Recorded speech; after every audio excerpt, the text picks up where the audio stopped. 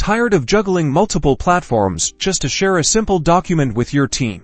Today, I'm going to show you how to seamlessly integrate Google Drive into Basecamp, making file sharing and collaboration a breeze.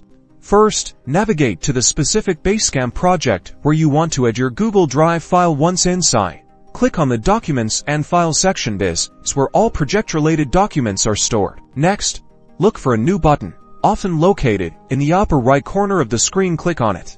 A drop-down menu will appear. You will see the option to link your Google Drive. Click on Google Drive. Now, Basecamp will prompt you to authorize access to your Google Drive account. Follow the on-screen instructions to connect your Google account to Basecamp. This may involve selecting your Google account and granting the necessary permissions. Once authorized, a Google Drive file selector window will appear. Browse through your Google Drive to find the specific file or folder you wish to share. Select the desired file or folder and click the Add button. This will create a link to the Google Drive file within your Basecamp project. And that's it.